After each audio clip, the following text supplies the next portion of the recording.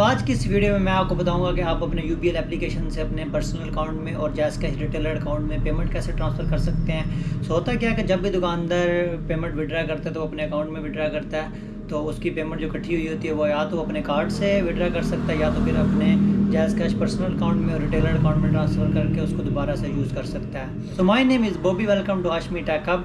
चलिए स्क्रीन की तरफ चलते हैं। मैं अपनी यूबीएल एप्लीकेशन ऑन कर लेता हूँ। यूबीएल एप्लीकेशन ऑन करने के बाद ये लॉगिन मांगेगा, इसको मैं लॉगिन कर लेता हूँ। लॉगिन होने के बाद मैं आपको अपना बैलेंस शो करवा देता हूँ। बैलेंस मेरा शो हो रहा है 25,220 रुपये। इसके अंदर जो है मैं पेमेंट्स के अंदर जाऊँगा। पेमेंट्स के बाद पे एनीवे पे जाने के बाद ऊपर आ रहा है न्यू। अगर आपने ऑलरेडी अकाउंट सेव किए होंगे तो नीचे आपके अकाउंट शो हो जाएंगे। अगर आपने कोई अकाउंट सेव नहीं किया हुआ तो ऊपर आपने न्यू अकाउंट पे क्लिक करना है। न्यू अकाउंट मेरे बैंक के अंदर जाना है। उधर बैंक के अंदर आप ऊपर बैंक सेलेक्ट कर लेते हैं। बैंक का जैज़ कैश मोबलिंग bank Jazz Cash. Bank select करने के बाद यहाँ पे आप अपना रिटेलर नंबर ऐड करेंगे। नंबर ऐड करने के बाद नीचे ऑप्शन आ रही है फ्यूचर पेमेंट आपने क्योंकि डेली बेस पे इसको पेमेंट करनी होगी इन आउट, तो आपने इसको यस करना है। करेंगे तो आपकी जो ये जो हिस्ट्री है सेफ हो जाएगी। इससे आप डेली बेस पे आप सिर्फ पेमेंट सेलेक्ट करेंगे और बिना OTP के आपकी पेमेंट ट्रांसफ़र हो जाएगी। तो मैं यहाँ पे यस करूँगा क्योंकि मैंने डेली बेस पे पेमेंट करनी है, तो जब मुझे ये अकाउंट सेफ चाहिए।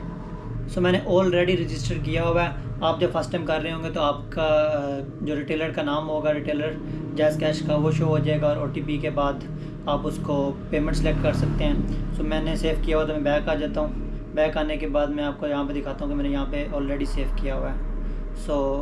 ये यहाँ पे शो हो रहा है हाशमी मोबाइल।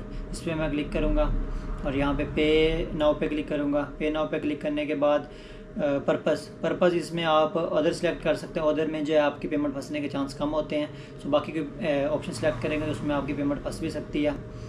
उसके बाद कंटिन्यू करूँगा। यहाँ पे वो कह रहे हैं पेमेंट सेलेक्ट करें। यहाँ पे पेमेंट सेलेक्ट कर लेता हूँ 25,000। 24 घंटे के अंदर आप 25,000 ही ट्रांसफ़र कर सकते हैं। जैसे ही डेट चेंज होगी आप दोबारा 25 फिर कर सकते हैं। जैसे मैं 25,000 सेलेक्ट करके आगे पे पे क्लिक करूँगा तो जैसे मैं आगे पे पे क्लिक करूँगा तो आगे मेरा जैज़ कैश का नाम शो हो जाएगा और उसके बाद जैज़ कैश बैंक नीचे शो हो रहा है। 25,000 पेमेंट शो हो रही है और इसको मैं जैसे पे नाउ पे क्लिक करूँगा तो मेरी पेमेंट ट्रांसफ़र हो जाएगी।